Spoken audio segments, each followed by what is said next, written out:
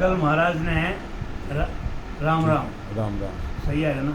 सही। कल सुखराम जी महाराज ने फरमाया राजा चंदू को कि राम का भजन करना है। तो राजा चंदू ने कहा कि इसके लिए तो गृहस्थी जीवन छोड़ना पड़ेगा और वन में जाना पड़ेगा। पूरी करेंगे। वन में जाना पड़ेगा तो महाराज हाँ ठीक है। वन में जाना पड़ेगा। तो महाराज ने फरमाया भाई वन में तो पूरे जीव जंतु भी रहते हैं, वन में जाने ही मोक्ष होता तो वन में तो एक नहीं लाखों जीव रहते हैं, वो जाएंगे। लेकिन राजा चंदू ने कहा वो तो राम राम कहना तो नहीं जानते, राम का भेद नहीं जानते। यदि जंगल में रहने से यदि राम परमोक्ष की प्राप्ति होता तो जंगल में कितने जीव जंतु रहते हैं, लाखों की संख्या में जीव जंतु रहते हैं। सुखराम जी महाराज फरमाते हैं ऐसा नहीं है। लेकिन राजा ने भी खूब पता था कि वो राम का भेद नहीं जानते, राम राम करना नहीं जानते। लेकिन राजा चंदू ने कहा गृहस्थी जीवन छोड़ करके यदि वानप्रस्थ हो जाता है तो मैं राम का भजन कर सकता हूँ। लेकिन सुखराम जी महाराज ने फरमाया राजा चंदू ये तुम्हारा गलत भ्रम है। जंगल में जाने से गृहस्थी जीवन छोड़ने से राम प्रमोक्ष की प्राप्ति नहीं होती। उसके लिए तो गृहस्थी जीवन छोड़ो या मत छोड़ो, राजपाट छोड़ो या मत छोड़ो, सतगुरु विधि से भजन करना पड़ेगा। महाराज ने बार बार फरमाया ये मानव जीवन मिला है, ये रामायण में भी लिखा है, भागवत में भी लिखा है। मानव शरीर बार बार नहीं मिलता और मानव शरीर इसलिए मिला है परमात्मा का भजन करने के लिए। परमात्मा का भजन करने से ही 84 का फंदा छूटेगा। जो आए उनका तो छूटना ही छूटना है, जो न आए वो उनकी गति जाने। सुखराम जी महाराज फरमाते हैं सदगुरु विधि से नाम जाप तो करना ही पड़ेगा। नाम जाप करने से ये मानव शरीर को बार बार गर्भ में आना, बार बार मलमूत्र खाना, इससे पीछा छूट जाएगा राम राम भजन करने से। नहीं तो 84 लाख का गोता खाना ही पड़ेगा। आगे महाराज फरमाते हैं महाराज ने राजा भेद भजन करता है तो वो सत्य है, और गृहस्थ व वन में रहना ये सत्य नहीं है। सुखराम जी महाराज ने कल फरमाया था हे राजा राज भजन करना वो सत्य है, जंगल में रहना ये सत्य नहीं है। क्योंकि राजा ने कहा था जंगल में रहने से गृहस्थी जीवन से परमोक्ष की प्राप्ति होती है। नहीं, गृहस्थ में रहो चाहे वन में रहो इसका कोई कारण नहीं है। भेद से भजन करने पर ही मोक्ष की प्राप्ति होती है। ऐसा सुखराम जी महाराज ने कल राजा चंदू को फरमाया। आगे फरमाते हैं विश्वामित्र बन को जोगी, वास्ट मुनि ग्रह संजोगी, आधी तपस्या गुरु को देनी, एक पलक सत्संगत लेनी। महाराज फरमाते हैं ये दृष्टांत हर सत्संग में दिया जाता है। विश्वामित्र का, वशिष्ठ मुनि का, हमारे कबीर पंथ भी ऐसे भजन करते थे। सत्संग की आधी घड़ी, तप का वर्ष हजार, इनमें सत्संग की आधी घड़ी, तप में वर्ष हजार, फिर भी बहुत फर्क है। इस पे करो विचार कि महाराज ने फरमाया सत्संग का एक पल भर का भी और तपस्या की 1000 वर्षों की उसके बराबर नहीं कर सकती। सत्संग इतनी बड़ी चीज़ है, तपस्या एक अलग चीज़ है, सत्संग अलग। सत्संग वो परमात्मा की शरण में रहना, वही सत्संग होता है। राम भजन ही सत्संग। तो महाराज बोलते हैं कि विश्वामित्र वन के तपस्वी थे और वशिष्ठ मुनि गृहस्थी थे। ये सत्संग है और तपस्या के बारे में फरमाया। विश्वामित्र जी ने गुरु वशिष्ठ जी को 30,000 वर्ष की तपस्या भेंट की तो वशिष्ठ जी ने एक पल मात्र के सत्संग का फल दिया। ये कहानी कई बार सुनी। महाराज ने फरमाया है कि सत्संग में इतना ही सामर्थ्य है कि 30,000 की तपस्या के बराबरी फिर भी सत्संग बना रहा।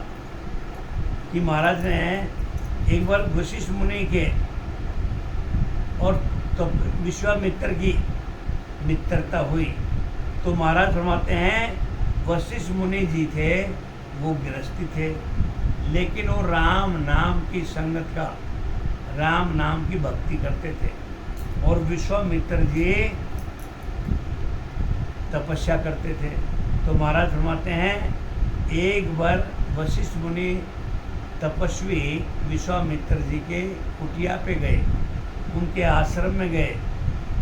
तो वो कहते हैं आज विश्वामित्र जी ने 30,000 का वर्षों का तपस्या का जो दान है वो वशिष्ठ मुनि को दे दिया। अब वशिष्ठ मुनि को दिया तो वशिष्ठ मुनि तो सत्संगी आदमी थे, गृहस्थी थे, लेकिन राम का भजन करते थे सद्गुरु विधि से, और विश्वामित्र जी तपस्या करते थे। तो ऐसा कहते हैं विश्वामित्र जी ने बड़ी प्रसन्नता से और अहंकार वशीभूत, अहंकार किस चीज़ का था कि मैंने मेरे वशिष्ठ मुनि जी को, इतने बड़े संत को मैंने 30,000 वर्ष का तपस्या का दान दिया है। ये उनको विश्वामित्र जी को बड़ा गर्वित की बात थी। अब वशिष्ठ मुनि जी ने कहा, ए संत, ए मित्र विश्वामित्र जी, आप मेरी कुटिया पे भी आओ ताकि मैं भी आपका आवा भगत करूं। तो कहते हैं विश्वामित्र भी वशिष्ठ मुनि जी के कुटिया पे गए, उनके आश्रम में गए। तो वशिष्ठ मुनि ने एक पल भर का सत्संग दिया था, पल भर का सत्संग। तो विश्वामित्र जी बड़े नाराज हुए, क्रोधित हुए कि मैंने 30,000 वर्षों की तपस्या का दान दिया और आपने, हे मुनि जी, मेरे को एक पल भर का ही सत्संग दिया। बड़े क्रोधित हुए विश्वामित्र जी, मैं इसी पल भर के सत्संग के लिए लायक हूँ क्या? उन्होंने अपना तिरस्कार समझा विश्वामित्र जी ने। और वशिष्ठ मुनि जी बोले, हे संत जी, मेरा ये सत्संग पल भर का ही आप 30,000 के तपस्या से भारी है, बराबर भी नहीं कहा कि भारी है। लेकिन विश्वामित्र जी कहते हैं अब इसका फैसला कौन करेगा? तो कहते हैं विश्वामित्र जी और वशिष्ठ मुनि जी ब्रह्मा जी के पास गए और ब्रह्मा जी से पूछा कि महाराज, वशिष्ठ मुनि जी कहा, मैं विश्वामित्र जी के संत की कुटिया पे गया, इन्होंने मेरे को 30,000 वर्ष का तपस्या का दान दिया, मैं बड़ा प्रसन्न हुआ। लेकिन मैंने विश्वामित्र जी को अपनी कुटिया पे बुलाया, मैंने पल भर का सत्संग दिया। अब ब्रह्मा जी तो सृष्टि रचना वाले थे, अब ब्रह्मा जी तो देवता हैं। बार बार महाराज ने फरमाया आप ये देवता सृष्टि रचने के लिए हैं और इन्होंने राम जी के आधार पर सृष्टि रचाई। तो ब्रह्मा जी ने कहा इसका निर्णय हे ऋषियों, हे संतों, हे मुनियों, मैं नहीं कर सकता, मैं तो सृष्टि रचने वाला हूँ। मैं इतना ज्ञान नहीं जानता कि सत्संग क्या है, तपस्या क्या है। आप विष्णु जी के पास जाओ। विष्णु जी ने कहा, यही कहानी विष्णु जी को बताया। विष्णु जी ने कहा मैं तो पालन करता हूँ, सृष्टि ब्रह्मा जी ने बनाया, जब उसका फैसला वो नहीं कर पाए तो मेरे बस की बात है, मैं सृष्टि का पालनहार करता हूँ। शिव जी के पास गए, शिव जी ने कहा मैं संहार करता हूँ, और शिव जी ने कहा इसका फैसला शेष नाग जी करते, जो 1000 फणों के ऊपर इस धरातल को लेके बैठे हैं। हे संतों, हे मुनियों, आप शेष नाग जी के पास जाओ। अब भूखंड में नीचे शेष नाग जी के पास गए विश्वामित्र जी, वशिष्ठ मुनि। अब मैंने ये तपस्या 30,000 वर्ष की वशिष्ठ मुनि जी को दिया और वशिष्ठ मुनि जी ने मेरे को पल भर का सत्संग दिया। अब शेष नाग जी को तो पता था 1000 फण थे 2000 जीव्या थी, वो राम राम का भजन करते थे। अभी भी कई भी घर बनाते हैं लोग तो नाग नागिन कि उसमें नींव में रखते हैं, ऐसे परंपरा है, मैंने हमारे गांव में रखते हैं। अब अभी पता लगा आगे शेष नाग नागिन का महात्म में क्या क्यों रखते हैं। तो शेष जी ने पूछा, भाई इसका फैसला विश्वामित्र जी आप ही खुद कर लो, आप ऐसा करो मैं अपने फण को नीचे कर लेता हूँ और धरातल को अपने सिर के ऊपर ले लो। तो बताते हैं उनके पास तो बहुत तपस्या का बल था। जैसे धरातल शेषनाग जी ने नीचे हटाया तो बोलते हैं पूरा धरातल हिल गया था। तो फिर शेषनाग जी ने अपना फण लगाया, वो धरातल वैसे का वैसे हो गया। अब विश्वामित्र जी को कहा, हे मुनि जी अब पल भर का सत्संग लगा दीजिए। जब पल भर का सत्संग लगाया तो बोलते हैं धरातल ऊपर उठ गया था। तो विश्वामित्र जी ने बहुत माफ़ी मांगा और वशिष्ठ मुनि जी को सत प्रणाम किया। हे मुनि जी मैं आपका बड़ा आभारी हूँ, सत्संग में बड़ी ताकत है, एक पल भर के सत्संग से ये धरातल उठ गया। तो सत्संग की तो महिमा बड़ी अपरंपार है, लेकिन सही सत्संग की शरण में जाए, सदगुरु विधि से परमात्मा का भजन करे तो महाराज फरमाते हैं 84 लाख का कांटा निकल जाता है। तो महाराज ने फरमाया कि विश्वामित्र वन के तपस्वी थे और वशिष्ठ मुनि गृहस्थी थे। तो विश्वामित्र जी ने गुरु वशिष्ठ को 30,000 वर्षों का तपस्या भेंट की, तो वशिष्ठ जी ने एक पल मात्र के सत्संग का फल दिया। प्रीत घटी हर मन पिछतायो, समझो नहीं विष्णु समझायो। हर की माया तोय भरमावे, जाय शेष पे न्याव चुकावे। विश्वामित्र जी के मन में अभाव हो गया। ये महाराज फरमाते हैं कि विश्वामित्र जी को अभाव मतलब बड़ा दुख प्रकट हुआ। क्यों? वह पछताने लगे कि विश्वामित्र जी ने 30,000 वर्ष की तपस्या को बड़ी समझ करके एक पल मात्र के सत्संग के फल को छोटा समझ करके विष्णु भगवान के पास न्याय करने गए थे। जैसे कहानी बताया कि विश्वामित्र ने अपने 30,000 की तपस्या को बड़ा माना और वशिष्ठ मुनि जी ने पल भर का सत्संग का जो दीक्षिणा दिया था उससे बड़े क्रोधित हुए, अपने आप को तुच्छ माना, बेइज्जत माना। तो महाराज फरमाते हैं वो विष्णु के पास गए, विष्णु भगवान ने बहुत समझाया तो वो भी नहीं समझे। तब कहा परमात्मा की माया तुमको भरमा रही है, यदि न्याय करना हो तो शेष जी के पास चले जाओ। ऐसा विष्णु भगवान ने कहा, शेष जी महाराज के पास चले जाओ, आपको माया भरमा रही। विश्वामित्र जी को कहा ये आपको भ्रम है। सारो धर्म शेष यूं बोल्या, तप के जोर ब्रह्मंड तोल्या। दुष्टी धरण मुनेश्वर तुझो, सतगुरु शब्द साथ कर बूझो। महाराज फरमाते हैं शेष जी के पास जाने पर शेष जी ने कहा इस पृथ्वी को जरा ऊंची करो। तो विश्वामित्र जी ने तपस्या के बल से ऊंची करना चाहा, परंतु पृथ्वी ऊंची नहीं हुई। ऐसा सुखराम जी महाराज ने फरमाया। वशिष्ठ मुनि जी विश्वामित्र जी शेषनाग जी के पास गया तो शेषनाग जी को तो पता था। विश्वामित्र जी को कहा आपकी तपस्या का बल दिखाइए, इस धरती को अपने सिर पे लो, थोड़ा सा ऊंची करो। लेकिन महाराज फरमाते हैं वो ऊंची नहीं हुई, तो नीचे खिसकने लगी। तब विश्वामित्र जी धूसने लग गए, घबरा गए, कंपन आ गई। जब वशिष्ठ जी महाराज के एक पल मात्र के सत्संग दिए फल को लगाने पर पृथ्वी ऊंची हो गई। तब उन्होंने सदगुरु के शब्द को सच्चा समझा। महाराज फरमाते हैं विश्वामित्र ने तब मान गए कि सदगुरु का जो शब्द है वही सच्चा ही संसार में दुनिया में। उपजी प्रीत हर डिम्ब निवारो, साध संगत मिल कार्य सारो। गृह में हूँ तो जनक विदेही, सुख देव जोगी ब्रह्म स्नेही। महाराज फरमाते हैं उनके अहंकार का नाश होने पर परमात्मा के नाम में प्रेम हुआ।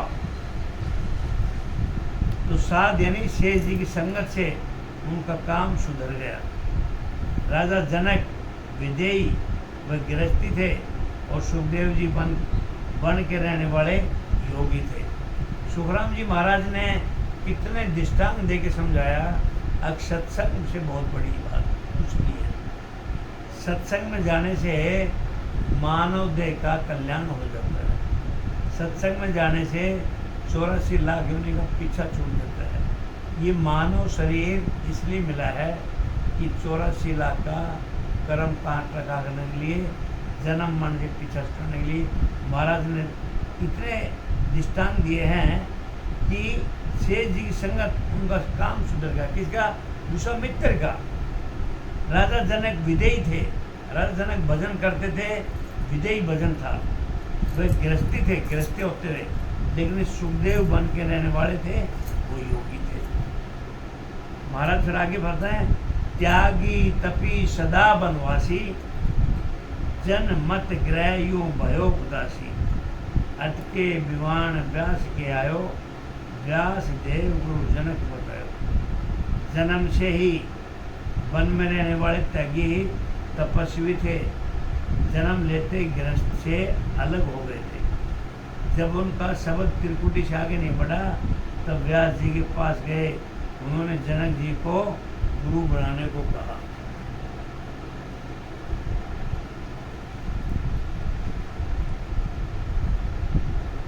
सुखदेव जति जनक गुरु राया, भक्ति भेद ले मोक्ष दाया, गृह त्याग की कहा इदकाई, नारद के गुरु जयवर भाई।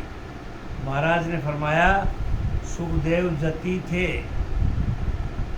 राजा जनक गृहस्थी थे, राजा से ज्ञान लेकर मोक्ष में गए।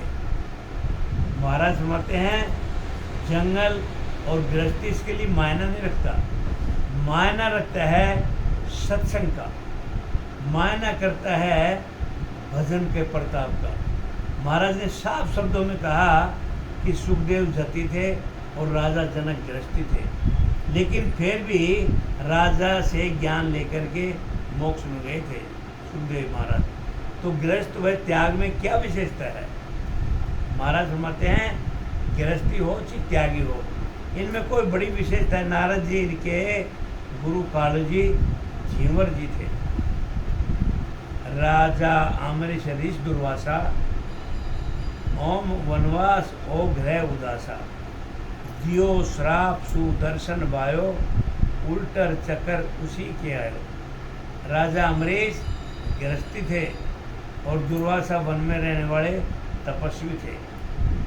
उन्होंने राजा को श्राप दिया जब सुदर्शन चक्कर दुर्वासा के पीछे लग गया था। ऐसा महाराज ने ये सब राम जी के नाम की जप का, सत्संग का उल्लेख किया है। इतने दृष्टांत दे करके अब राम जी के नाम में कितनी ताकत है, राम जी के नाम में इतनी सामर्थ्य है कि इससे बराबर कोई सत्संग ही नहीं है। पूरी पूरी हर पास पुकारे, जनक को द्रोही कौन उबारे, जाओ ऋष राजा के पासा, बख्शे चूक मिटे बहुत रासा।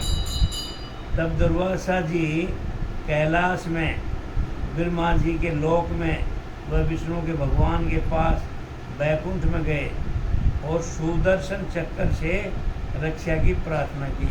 दुर्वासा कौन थे? श्री कृष्ण भगवान के गुरु थे। वो भक्तों से द्वेष करने वालों की रक्षा कौन कर सकता है? तब विष्णु भगवान ने ऋषि से कहा आप राजा के पास जाओ, वही तुम्हारी गलतियों को माफ़ कर तुम्हारी रक्षा कर सकते हैं। अब गृहस्थी जीवन था, लेकिन उनके पास वो इसलिए गए क्योंकि वो राम जी की भक्ति करते थे। मैं जन में जन मेरे माही, महाराज आगे फरमाते हैं मैं जन में मन जन मेरे माही, भगवत भक्ता अंतर को नाही। तब ओम ऋष राजा के आयो, मेटी त्रास गुना बख्शायो। विष्णु ने कहा मैं भक्तों में हूँ, भगत मेरे में है। विष्णु भगवान ने कहा कि मैं भक्तों में हूँ, भक्त मेरे में है। भगवान और भगवान के भक्तों में कोई अंतर नहीं है। जब दुर्वासा जी अम्बरीश के पास आए, जब राजा ने गुनाह माफ कर दिया तो दूर हो गया। ऐसा महाराज ने फरमाया कि दुर्वासा जो अम्बरीश के पास गए और जब राजा ने गुनाह माफ कर दिया, क्योंकि दुर्वासा तो ऋषि थे और अम्बरीश राजा थे, लेकिन उनके पास है तो राजा ने उनके गुनाह माफ कर दिया, दुख दूर हो गया, क्योंकि वो राम जी की भक्ति करते थे। सिमरे राम जका बड़भागी, महाराज आगे फरमाते हैं, सिमरे राम जका बड़भागी, क्या गिरही क्या बैरागी। और एक जांजली रिसनामा, तुला धार बण्यो गिरगामा। चांद्र ऋषि था। हाँ, राम जी की भक्ति भजन करते हैं। महाराज फरमाते हैं जो राम जी की भक्ति का भजन करते हैं, चाहे वो गृहस्थी हो चाहे बैरागी हो, वो भाग्यशाली है। महाराज ने बार बार राम जी की भक्ति का उल्लेख किया है कि गृहस्थी रहो कि जंगल में बैरागी रहो, कहीं भी रहो, महाराज ने एक ही बात पर जोर दिया है कि जो राम जी की भक्ति का भजन करते हैं वो बड़े भाग्यशाली हैं, चाहे वो गृहस्थी हो चाहे बैरागी हो। बैराग ले लिया लेकिन राम का भजन नहीं किया तो महाराज फरमाते हैं वो निरर्थक है, उसको 84 में गोता लगाना ही लगाना पड़ेगा। गृहस्थी है लेकिन राम जी की भक्ति करता है, महाराज फरमाते वो भाग्यशाली है। तो एक जांजुल नाम के ऋषि थे और एक तुलाधार नाम का वैसे गृहस्थी था। महाराज ने कहानी बताया, एक जांजुल ऋषि था और तुलाधार नाम का एक वैसे गृहस्थी था। वन में लोग जोग लगाई ताड़ी, वन पौना फिर किया कृपाली।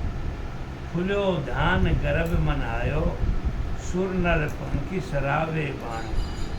जांजल ऋषि ने वन में योग की साधना है, योग साधना हाँ योग साधना। चांद्र ऋषि योग साधना। हाँ, ये जितने ऋषियों का बताया ये सब योग साधना वाले हैं, और जो गृहस्थी बताए वो राम जी की भक्ति वाले हैं। महाराज ने ये तुलना करके बताया, अब भाई ये गृहस्थी था, ये गृहस्थी था और ये बैरागी था, फिर ये इनके पास क्यों गए। महाराज का कहने का भाव अर्थ ये है कि वो गृहस्थी होते हुए भी राम जी की भक्ति करते थे, लेकिन जो बैरागी थे वो साधना करते थे। तो राम जी की भक्ति, महाराज ने बार बार ये बताया, राम जी की भक्ति सब भक्तियों से बड़ी है। ये सत्संग में आता है कि जांजल ऋषि ने वन में योग की साधना करके और मन को स्थिर करके श्वासा को ब्रह्मांड में चढ़ा लिया। उनकी समाधि खुलकर ध्यान हुआ तो उनको गर्व हुआ कि मेरे बराबर समाधि लगाने वाला कोई नहीं है। कौन हो सकता है। जांजलि कहता है, परंतु देवता मनुष्य पक्षी तुलाधार वैश्य की भक्ति की सराहना कर रहे थे। महाराज ने फरमाया अकबर वैश्य था, तुलाधार नाम का तो वैसे गृहस्थी था, वैश्य था लेकिन गृहस्थी था, और ये जांजल ऋषि था ये तो बड़े संत थे। तो महाराज फरमाते हैं देवता मनुष्य पक्षी तुलाधार वैश्य की भक्ति की सराहना करते थे, क्योंकि वो राम जी के भगत थे, वो श्वासों श्वास भजन करते थे। जांजुल ऋषि योग साधना करते ऋषि थे। ये महाराज ने जितने भी दृष्टांत दिए, ये गृहस्थी का और संतों का जो ऋषि थे वैराग ले रखे, उनकी तुलना करके बताया। अब इनसे जबर कौन था, जो राम जी की भक्ति करते वही जबर है। जब तपसी काशी चलायो, तुलाधार घर बैठा पायो। जब तप जोग तजा अभिमाना, तुलाधार को चीना ज्ञाना। महाराज फरमाते हैं जब जांजल ऋषि काशी में आए तो तुलाधार वैश्य घर में बैठा मिला, तब उन्होंने जप तप योग की साधना का अभिमान छोड़कर तुलाधार का ज्ञान धारण किया। उन्होंने जितने भी जंगल में योग साधना की थी, जप तप योग, और वो उनके जब घर में आया तो उन्होंने पूरा एक योग साधना का अहंकार छोड़ दिया और तुलाधार का ज्ञान का धारण कर लिया। गुरु प्रताप भगत गट जागी, ब्रह्म समाध ब्रह्मंड में लागी। बहुर सुनो एक कुरकुट राया, ऋष पुंडलिक जहाँ चल आया। सदगुरु की दया से उनके घट में भक्ति जागृति होकर ब्रह्मांड में ब्रह्म समाधि लगाने लग गई। और सुनो, एक राजा कुरकुट थे, उनके यहाँ पुंडलिक नाम के ऋषि आए। राजा कुरकुट। हाँ पुंडलिक ऋषि वही थे जो कन्या बनेंगे ना। हैं? हाँ वो हाँ हाँ वो राजा कुरकुट के घर आएगा वो ऋषि। वो था पुंडलिक ऋषि। 68 तीरथ सभी कीना, कुरकट के घर बासा लेना। जब बूझे तीरथ को वासी, यहाँ से कोस किता गंगासी। उन्होंने पूछा था, वो काशी तीर्थ करने जा रहे थे, आगे इधर से काशी कितना दूर है। पुंडलिक ऋषि 68 तीर्थों की यात्रा करके राजा कुरकुट के यहाँ रात्रि विश्राम के लिए ठहरे। जब ऋषि ने राजा को पूछा, यहाँ से काशी जीव गंगा कितनी कोस है, क्योंकि उन्होंने गंगा को ज्ञान नहीं था। वो तो राम जी के भगत थे और वो तीर्थों के चक्कर में लगे हुए थे, ऋषि थे, संत थे। तो महाराज ने फरमाया, कोस 5 पर निकट बताई, देखी नहीं सुने ऋषुराई। देखी नहीं है, सुनी सुनी है। अब उसने सोचा राजा है लेकिन अपने घर पे रहता है, और वो संत कहते हैं कुंडली के ऋषि, कमाल की बात है, ये रजवाड़े के मालिक हैं और इनको ये नहीं पता गंगा कहाँ पर है, घाट कैसे हैं, कितनी दूर है, कितना रास्ता है। उनके घर में रुके हुए, उनके राजपाट में रुके हुए। अब उन्होंने पूछा, भाई कोस 5 पर निकट बताई, देखी नहीं सुनी ऋषि भाई। अरे ऋषि जी 5 कोस बताया लेकिन मैंने देखा नहीं है, न मैंने सुना है गंगा के बारे में। उपजी गिलान गवा चलाई, देखत देव कन्या हो जाई। राजा ने कहा है ऋषि, मैंने देखी तो नहीं, सुनी है कि 5 कोस पर नजदीकी है। उसने राजा ने कहा ऋषि को, पुंडलिक को, कि गंगा मैंने देखी नहीं है लेकिन सुना है इधर से 5 कोस है। हे संत जी, लेकिन तब ऋषि के मन में गिल्यानी हुई, दूसरी ऋषि को बड़ी गल्यानी हुई, क्योंकि उसने 68 तीर्थ करने थे और उसमें गंगा जी का भी नाम था उसमें। अब वो राजा के घर तो राजपाट में रुका हुआ है। उसी समय वह 3 गायें आई और देखते देखते देव कन्या हो गई। वो संत उनके घर में विराजमान है पुंडलिक, और राजा उधर बैठे हैं और बोलते 3 गाय आई और 3 गाय आकर के वो कन्या हो गई, क्योंकि वो तो प्रयागराज त्रिवेणी में संगम करने जा रहे थे। तो महाराज ने फरमाया, रंभा एक स्नान करावे, कलश भरे एक भवन बुरावे। हे राजा यह कहाँ अचंबा, पशुआ जून भई कुन रंभा। उनमें से एक राजा को कलश जल से भर लाई। वो जो 3 गऊ थी, अब तीनों गऊ में तीनों कन्या बन गई। और वो संत पुंडलिक नाम था ना, पुंडलिक ऋषि राजपाट में बैठा है। देख रहे हाँ, वो बैठा बैठा देख रहा है। तो महाराज फरमाता है, उनमें से एक राजा कलश जल भर ले आई और एक राजा को स्नान करने लगी, एक महल को साफ करने लगी। तीनों गऊ आई, गऊ देखते देखते दोनों काम में लग गया। हाँ, तीनों अपने काम में लग गई। तो पुंडलिक ऋषि ने देखा, ये तो बड़े अचंभे की बात है, अब कुरकुट राजा के दरबार में क्या हो रहा है। अब तू इतना बड़ा संत है, ये तो गृहस्थी है। उसके अहंकार, जितने भी संत थे, वैरागी थे, सब में अहंकार था। सब में अहंकार था। तुम वैरागी हो, हजारों वर्ष की तप कर रखे हो, त्यागी हो, इतनी साधना करते हो, और एक गृहस्थी आदमी इतने बड़े कैसे हो सकते हैं। लेकिन महाराज ने जब देखा, उस पुंडलिक ऋषि ने देखा, ये तो बड़े अचंभे की बात है। 3 गौवें आई, 3 कन्याएं बन गई और 3 कन्याएं के रूप में कलश पानी का भर के ला रही हैं। एक राजा को स्नान करा रही है, एक महल को साफ करने लगी है। अब राजा पुंडलिक ऋषि बड़े अचंभित हुआ, ये तो बड़ा अनोखा खेल हो रहा है। तब ऋषि ने कहा, राजा ये क्या अचंभा है? उस ऋषि पुंडलिक ने पूछा महाराज को, उस राजा को, हे राजा कुरकुट, ये क्या अचंभा की बात हो रही है, क्या खेल हो रहा है? तो ये पशु योनि से देव कन्या कैसे होगी? उस पुंडलिक ऋषि ने कहा राजा कुरकुट को, आगे 3 गौवें आए और ये कन्या कैसे हुई? हे राजा, ये तो बड़ा अचंभे की बात है।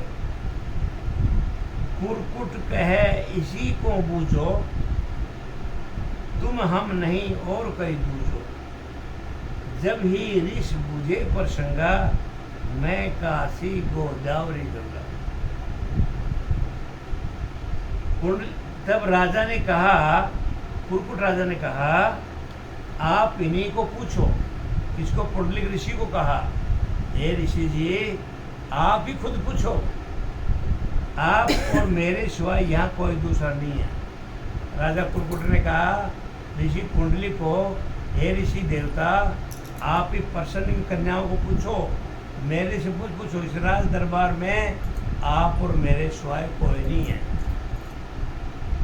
जब ऋषि ने उनको पूछा तो उन्होंने कहा, मैं काशी हूँ। एक कन्या ने क्या कहा? मैं काशी हूँ। दूसरे ने कहा, मैं गोदावरी हूँ। तीसरे ने कहा, मैं गंगा हूँ। अब राजा ने पुंडलिक ऋषि को बड़ा अचंभित हुआ। गौवें आई, 3 कन्याएं बनाई, और जिसके लिए तू पापड़ पिल रहा है, ये तो खुद इधर ही साक्षात मिल गई। काशी भी यही है, गोदावरी भी यही है, गंगा भी यही है। दुनिया पाप करे मोहिराड़े, पशुआ जून वर्ण भई काले। ए हरिजन प्रेमेश्वर पूरा, दर्शन किया पाप में पूरा। संसारी हमारे में स्नान कर पाप छोड़ देते हैं। उन गंगाओं ने कहा, किसने कहा? काशी गोदावरी गंगा ने कहा कि संसारी हमारे में स्नान करके पाप छोड़ देते हैं, इसलिए हमारा वर्ण काला पशु योनि हो गया। उन तीनों नदियों ने कहा, काशी गोदावरी गंगा ने किसको कहा? उसको बता, पुंडलिक ऋषि को समझा रहे हैं। पुंडलिक ऋषि, तुम इधर 3 गौवें आई और 3 कन्याएं बन गई, फिर बताते काशी गोदावरी गंगा बन गई। तो उन्होंने कहा, संसारी लोग हमारे में स्नान करते हैं, पाप धोने आते हैं, इसलिए हमारा वर्ण काला और पशु योनि हो गई। ये राजा परमात्मा के भक्त, परमेश्वर के रूप ही है। ये जो राजा कुरकुट है, ये बड़े परमात्मा के भक्त हैं, ये परमेश्वर के रूप हैं। इनके दर्शन करने से पाप दूर हो जाते हैं। अब ऋषि पुंडरीक की आंखें खुल गई, बड़े अचंभे की बात है। तो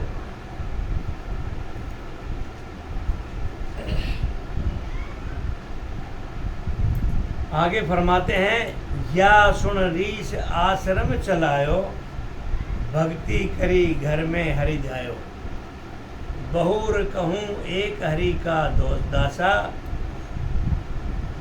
बनारसी बसे रविदासा। यह सुनकर ऋषि अपने आश्रम पर आ गया। वो राजा ऋषि पुंडरीक था, वो उधर नहीं गया स्नान करने के लिए। ये जब कहानी सुना, गऊ बने, कन्याएं बनी, 3 नदियां बन गई, वो भी पवित्र।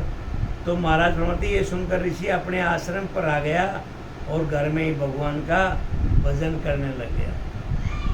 एक परमात्मा के गृहस्थ भगत को बताता हूँ, रैदास नाम के भगत काशी में रहते थे। पुत्री परणी निवत बुलाई, दे धार गंगा घर आई।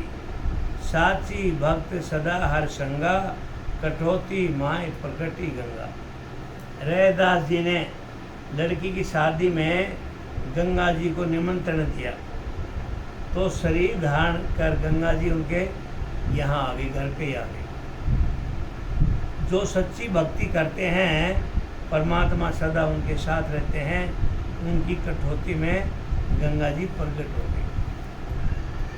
ये क्या कहानी है? वो कहीं स्नान नहीं करने जाते थे, सच्चे मन से एक उधर ही लकड़ी की जल भर लिया, पानी भर लिया और परमात्मा का राम सिमरण करके उसी का स्नान कर लेते। बहुत फरमाते हैं जो उधर स्नान से नहीं होना था, इसमें बोलते हैं कि घर में उधर स्नान करना और इधर नहाना, यही तो कटौती में गंगा है। सीधे भाव, सच्चे भाव से परमात्मा का भजन कर ले, महाराज फरमाते हैं उधर ही गंगा प्रकट हो गई। ये बात है, उनकी कठौती में गंगा प्रकट हो गई। ये सच्ची भक्ति का प्रभाव है सर। जब तक सच्ची भक्ति नहीं है तो महाराज फरमाते हैं कितने भी तीर्थ कर लो, कुछ भी आनी जानी नहीं है। तो महाराज आके फरमाते हैं ध्रुव पहलाद ध्यान बन कियो, हरि जी राज हट कर दियो, घर में नाम कबीरा भाई, सकल भेष में फिरे दुआई। महाराज फरमाते हैं ध्रुव जी व प्रहलाद जी ने वन में जाकर ध्यान किया, परमात्मा ने हट करके राजा बना दिया। कबीर जी ने घर में ही भक्ति भजन किया, सभी भेषधारी उनके ज्ञान की महिमा करते हैं। यही दुआई सुनना है। कबीर जी गृहस्थी जीवन था, लेकिन कबीर साहब इतने बारी संत हुए, जैसे सुखराम जी महाराज हैं, दादू जी हैं, गुरु नानक जी हैं, ऐसे बड़े बड़े संत हुए। तो कबीर जी की इतनी महिमा है। कबीर जी ने कहा भाई ध्रुव जी और प्रहलाद जी वन में जाकर भी भक्ति की, लेकिन कबीर साहब ने गृहस्थी जीवन रहते और राम जी का भजन किया। आज संसारी लोग महाराज फरमाते हैं उनकी महिमा गाते हैं। इतने बड़े कबीर संत हुए। राजा वो क्या कहते हैं, ऊंच नीच को कारज को सूत कथा संकादिक मोहे। महाराज फरमाते हैं ओ स्वामी जी मोहे भ्रम मिटाओ, गृह त्याग समता कर गायो। 130 आप लोग जाओ। महाराज फरमाते हैं ऊंची व नीची जाति का कोई कारण नहीं है। गाँव जाएंगे कौन? लो तो राम राम।